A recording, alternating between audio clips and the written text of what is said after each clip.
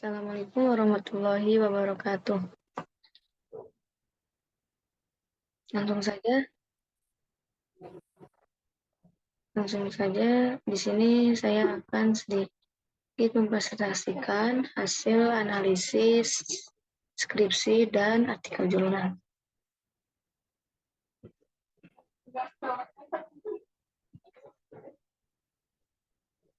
Nah, analisis skripsi dan artikel jurnal.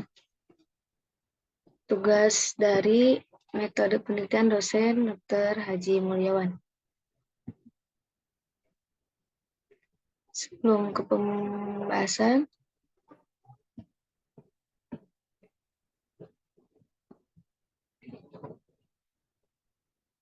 kenalkan, nama saya Rismawati dari jurusan Hukum Ekonomi Syariah dari perguruan tinggi agama Islam Al-Mustudiyah, Cisaat, Sukabumi.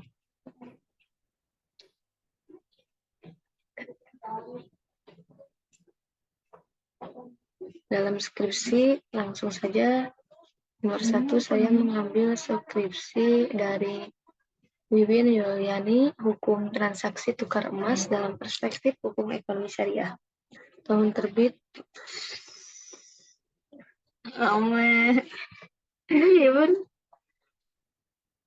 tahun terbit 2021 yang berlokasi di studi kasus di pasar pada Rincang, Serang dengan metode pendekatan kualitatif. Dalam skripsi tersebut, temuan dan hasilnya itu adalah dalam praktik penukaran emas harus memenuhi syarat-syarat praktik jual beli emas, antara lain harus sebanding baik berat, takaran maupun nilainya, diserahkan pada saat akad dan saling diserahkan antara penjual dan pembeli. Hukum transaksi penukaran emas dalam perspektif hukum ekonomi syariah adalah mubah, boleh, asalkan amalannya sesuai dengan syariat Islam dan menghindari unsur riba, maisir, dan goror.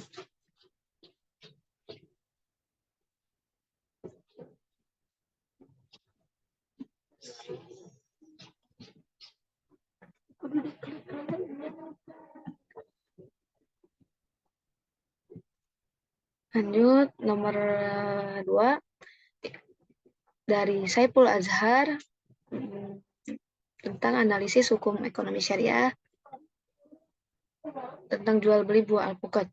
Tahun terbit 2019, lokasinya di Desa Gatasanyar, Kecamatan Sidoarjo, Kabupaten Magetan, dengan metode pendekatan kualitatif.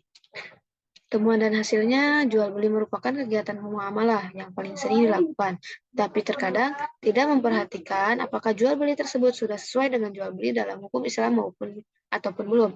Transaksi jual beli dianggap sah apabila sudah memenuhi syarat dan rukunnya yang sudah ditetapkan oleh syarat.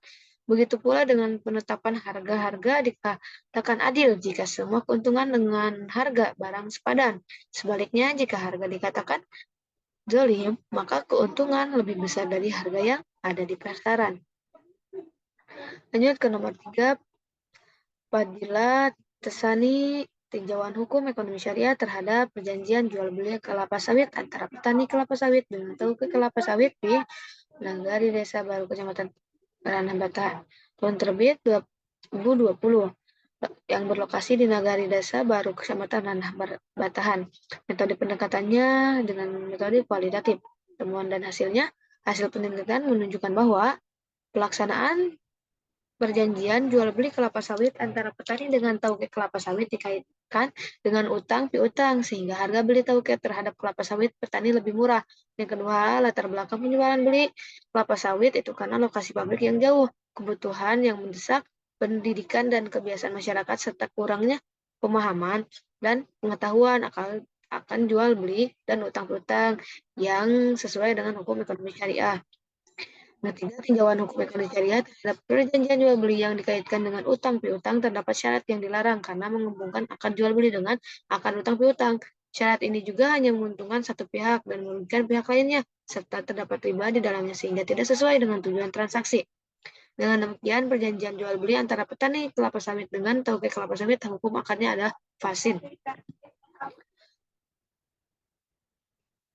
Dan nomor yang keempat, skripsi yang saya ambil dari Nurul Pratiwi, pengalihan uang kembalian pada transaksi di Indomaret,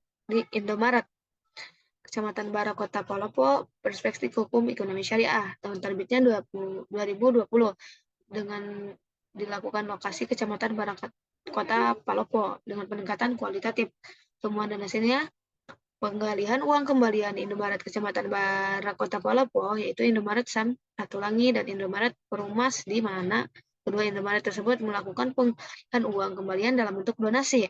Donasi sebagai bentuk pengalihan uang kembalian di Indomaret Kecamatan Bara ditinjau dari Undang-Undang Nomor 8 Tahun 1999 tentang perlindungan konsumen boleh saja dilakukan, tetapi harus diketahui konsumen, sebab jika tanpa pengetahuan konsumen maka hal tersebut bisa dikategorikan cacat kehendak atau digolongkan paksaan. Sedangkan ditinjau pada hukum ekonomi syariah, pengalihan uang kembalian dalam bentuk donasi yang dilakukan oleh Indomaret Kecamatan Bara, Kota Palopo apabila didasari kerelaan, suka sama suka, rela antara pihak kasir dan konsumen, utamanya konsumen apakah setuju akan uang kembalian yang didonasikan, maka tidak ada masalah.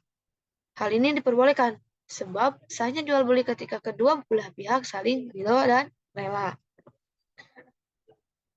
Lanjut yang nomor skripsi yang kelima, saya ambil dari Fatima Al-Kaf, legalitas transaksi jual beli online, studi banding hukum perdata dan kompilasi hukum ekonomi syariah, tahun terbit 2018. Lokasinya di sosial media. Pendekatannya kualitatif. Temuan dan hasilnya, legalitas jual beli online dengan menerapkan KUH Perdata dan kompilasi hukum ekonomi syariah sebagai dasar, keabsahannya diakui di mana syarat sahnya perjanjian tercantum dalam pasal 1320 KUHP Perdata, yaitu persetujuan, kecakapan hal tersebut, dan alasan yang sah. 6.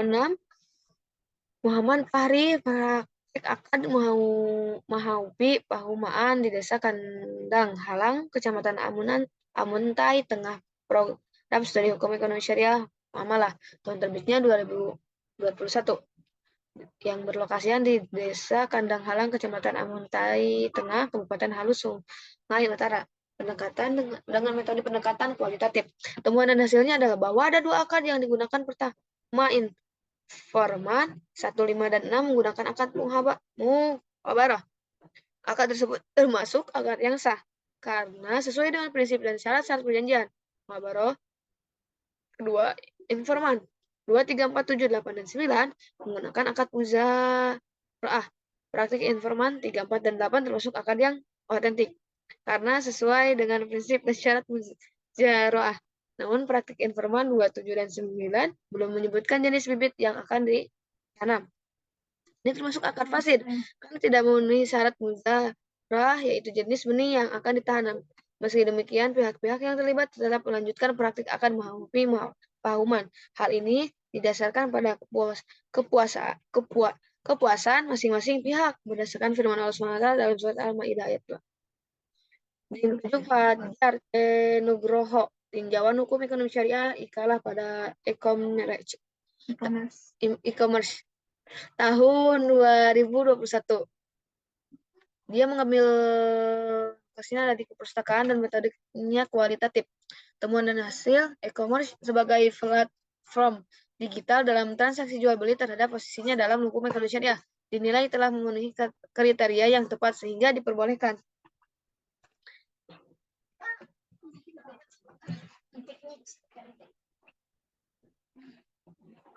Untuk melakukan transaksi jual beli melalui online, kedua, ikalah sebagai akad kedua dalam jual beli, yaitu pembatalan sangat rawan terjadi dalam transaksi e-commerce karena penjual dan pembeli tidak berada pada satu ruang yang sama sehingga barang yang dijual tidak diketahui secara efektif. Selain itu, sistem pembayaran juga masyarakat terjadi pembatalan. Dan yang 8, Idam Adit Nuraga, pelaksanaan perjanjian sewa tanah khas desa di Desa Kanaiban, Kecamatan Jumiring, Kabupaten Klaten, tahun terbit 2009. Dia mengambil lokasi dari Desa Kanaiban, Kecamatan Jumiring, Kabupaten Klaten. Dia menggunakan metode penelitian pendekatan deskriptif. Temuan dan hasilnya bahwa dalam proses pelaksanaan perjanjian sewa tanah Kasdewa di Kecamatan Kanabet, Juwiring, Kabupaten Klaten telah dilaksanakan sesuai dengan peraturan perundang-undangan yang berlaku, yaitu sesuai dengan Kitab Hukum Perdata khususnya Kitab ketiga tentang Konvenan dan Peraturan Hukum Adat, sesuai dengan Undang-Undang Nomor 5 Tahun 1960 tentang Aturan Pokok Agraria, sesuai dengan Undang-Undang Nomor 32 Tahun 2004 tentang Pemerintahan Kabupaten. Dan yang ke-9, Afif Rahman, Survei Hukum Islam Sistem Sewa Lahan Pertanian di Desa Golokan, Kecamatan Silayu, Kabupaten Gresik. Tahun penerbitnya 2013. Dia mengambil lokasi dari Desa Golokan, Kecamatan Silayu, Kabupaten Gresik. Pendekatannya deduktif dan komparatif. Temuan dan hasilnya, hasil penelitian menunjukkan bahwa sistem koperasi sewa lahan pertanian di Desa Golokan yang pertama dengan cara tawar-menawar, harga antara pemilik lahan dengan calon penyewa, namun atas asas aturan penentuan harga sewa lahan pertanian di desa itu ada aturan yang pasti. Yang kedua adalah tempat ijab kabul dilakukan. Masyarakat di sana kebanyakan melakukan ijab kabul bisa di rumah penyewa atau penyewa tanah. Yang ketiga dengan bukti dan perjanjian. Dalam perjanjian sewa tanah antara pihak yang menyewa dengan penyewa dengan penyewa, pihak yang menyewakan membuat bukti hitam putih untuk membuktikan bahwa tanah itu resmi sewa. Keempat, menentukan waktu sewa dan pengembalian barang. Pengembalian barang sewa. Jika dilihat dari tinjauan hukum Islam permasalahan dalam penelitian ini, maka akad ini tidak sah karena mengandung unsur yang merugikan salah satu pihak. Karena dalam hukum Islam telah dijelaskan bahwa perjanjian tidak dapat diakhiri walaupun salah satu pihak yang membuat akad meninggal dunia. Jika perjanjian itu dibuat secara tertulis, dengan tidak adanya perjanjian tertulis dalam hubungan sewa menyewa tanah, sulitnya pihak yang melakukan pelanggaran yang ada merasa dirugikan dalam melakukan perjanjian sewa tanah tidak dapat dilakukan secara lisan karena dapat menimbulkan keretakan di antara para pihak. Sejalan dengan kesimpulan di atas, maka disarankan pada saat mengadakan perjanjian sewa tanah, harap mengadakan perjanjian tertulis secara hitam putih, jangan mengadakan perjanjian sewa tanah hanya dengan secara lisan. 10. Mulyadi Syam, pengaruh pemahaman pedagang beras terhadap sistem jual beli dalam Islam di Pasar Sinjani. Tahun terbit 2022. Dalam lokasi pedagang di Pasar Sinjani, pendekatannya kuantitatif. Temuan dan hasilnya tingkat pemahaman pedagang beras pengaruh terdapat sistem jual beli dalam Islam karena nilai sentimen lebih kecil dari 0,05, 0,03 lebih kecil dari 0,5. Langsung menganalisis 10 artikel. Nah, yang pertama, Muhammad Said, sistem sewa menyewa rumah kos dalam perspektif hukum ekonomi syariah jurnal hukum Islam. Tahun terbit 2019. Lokasi di Kelurahan Simpang Baru, Kecamatan Tampan. Pendekatan kualitatif. Temuan dan hasil, sistem sewa menyewa rumah kos selama ini antara kedua belah pihak berjalan secara tradisional inserensial, belum terikat dengan aturan-aturan yang jelas. Itu tertulis yang memuat adanya kewajiban-kewajiban dan hak antara kedua belah pihak, penyewa dan yang menyewa, sehingga bila terjadi kemudian hari berbagai resiko dan kerugian dalam pemanfaatan rumah kos hanya ditanggung oleh sepihak, di mana pihak penyewa yang selalu dirugikan. Sistem tersebut tentu tidak sesuai dengan perspektif hukum ekonomi syariah. Meskipun di satu sisi dari dampak sosial ekonomi kehidupan masyarakat pada umumnya tidak dapat dinafikan dan cukup signifikan. Kedua, Nur Lailiyah, Aidatus Salihah dan Fikri Ramadan Suhendar tentang konsep akad dalam ruang lingkup ekonomi syariah dalam Jurnal Ilmiah Indonesia. Tahun terbit 2019, lokasi dari diagram studi perpustakaan dan pendekatan kualitatif. Temuan dan hasilnya terdapat perbedaan pendapat di antara dua ulama, di antaranya terkait rukun akad. Menurut Hanafiyah, rukun akad hanya satu, yaitu sigat akad, sedangkan menurut jumhur rukun akad meliputi sigat akad. Kedua belah pihak yang melakukan akad serta objek akad dalam kompilasi hukum ekonomi syariah ketentuan mengenai rukun akad cenderung mengikuti pendapat jumhur.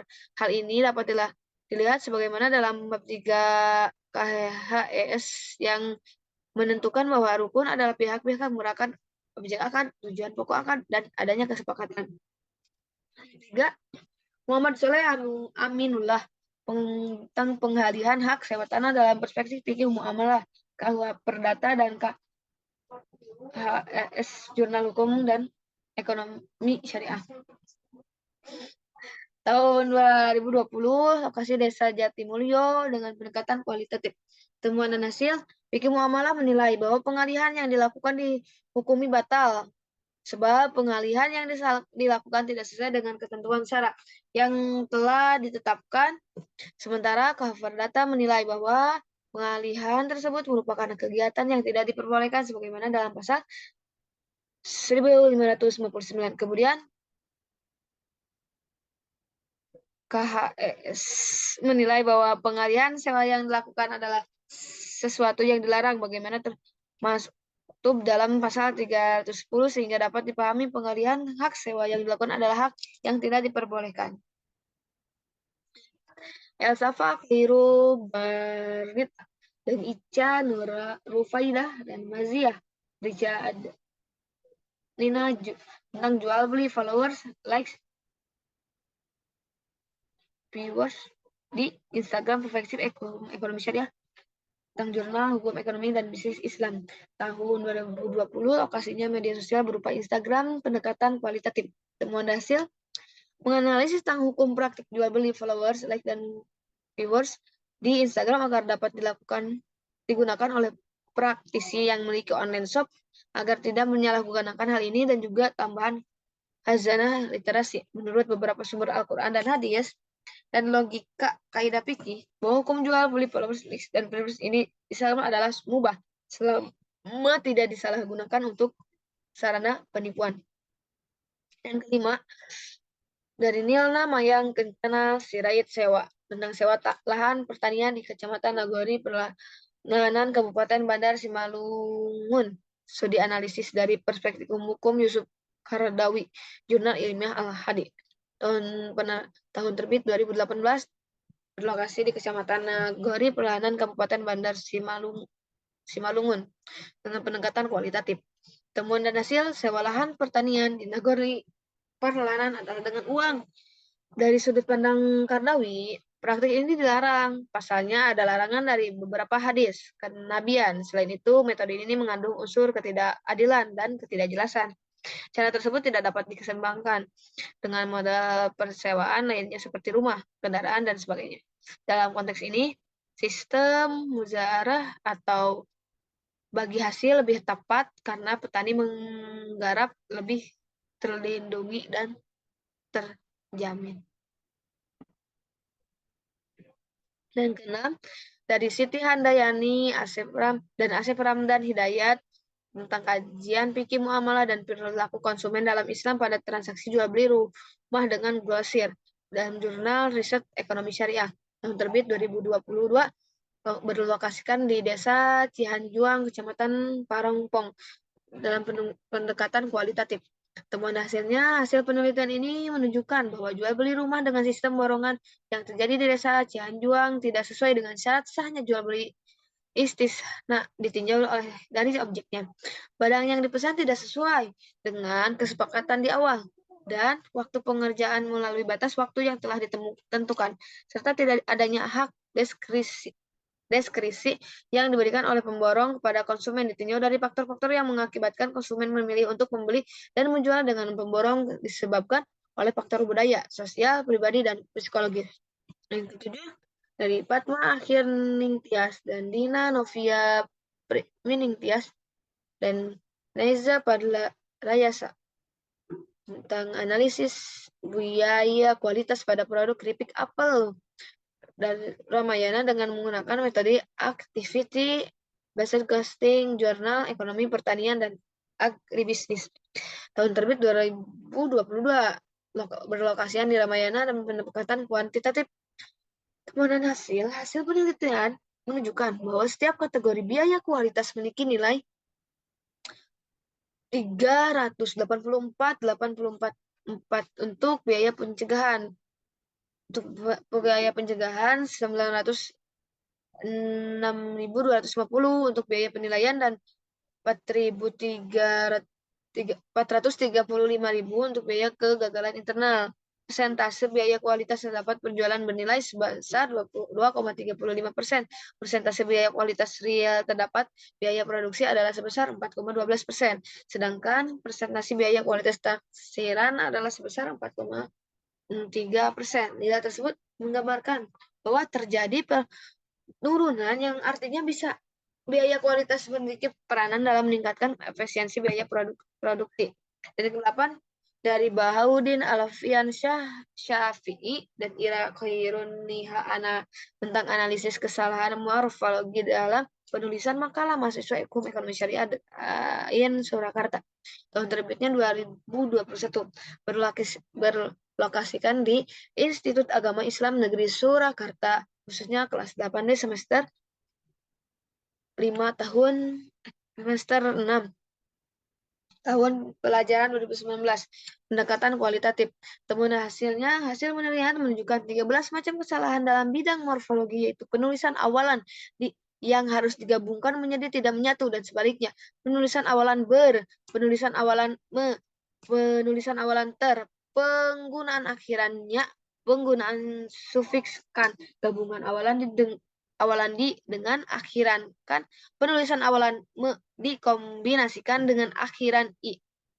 Penggunaan preposisi penulisan simulfik me kan menggunakan konveks ke an dan penulisan konfiks per an. Hasil tersebut menunjukkan bahwa mahasiswa harus terus mempelajari kaidah-kaidah dalam karya tulis ilmiah yang mengacu pada pedoman umum Ejaan Bahasa Indonesia PUEBI. Yang ke-9, Rena Yolanda, Firdausa, dan Ahmad Yusuf tentang survei etika bisnis Islami tentang praktik jual beli mie instan bumbu yang ditolak jurnal riset ekonomi syariah tahun 2021. Dilokasikan di Desa Cipendei, Kelurahan Padalarang, RW 2. Pendekatan kualitatif. Temuan dan hasilnya, Islam telah mengatur aturan dalam jual beli baik rukun, syarat, dan etika dalam berbisnis agar pelaku bisnis mendapatkan keuntungan dalam ridho Allah SWT. Dalam praktiknya, banyak pelaku bisnis yang berbuat curang dengan manipulasi kualitas orang yang mendapatkan keuntungan. Hasil penelitian menjelaskan bahwa terdapat penjual yang tidak jujur mencampurkan kualitas bumbu mie instan sehingga pembeli merasa dirugikan. Hal ini tidak sesuai dengan prinsip etika bisnis Islam yang menjadikan penjual berlaku adil, bertanggung jawab, dan berbuat baik. Karena itu, pembeli merasa dirugikan dan merasa ditipu oleh penjual. Yang 10, Fiqh Haniatun Nisa tentang implementasi hukum ekonomi syariah pada pasar tradisional, jurnal pendidikan dan konseling. Tahun terbit 2022, berlokasi di pasar tradisional dengan metode pendekatan kualitatif. Temuan dan hasilnya, pasar tradisional merupakan media perekonomian masyarakat perdesaan, dan keberadaan pasar tradisional sangat dibutuhkan oleh masyarakat mainstream untuk memenuhi kebutuhan primer dan sekunder. Kelebihan pasar tradisional adalah keberadaan pasar tradisional dapat meningkatkan perekonomian desa sebagai hasil produksinya. Pengembalian citra pasar tradisional sebagai pusat kajian ekonomi memerlukan perhatian semua pihak. Salah satu upaya yang dapat dilakukan adalah dengan memasukkan nilai-nilai dan hukum syariah Islam ke dalam pasar tradisional. Dalam semua dalam 10 skripsi dan 10 artikel jurnal, saya mengambil sementara untuk bahan sementara penelitian sementara tentang menganalisis pembuatan bubur ayam, mengapa tidak ada cap halal di kampung Cipari, Desa Bojong Sawah.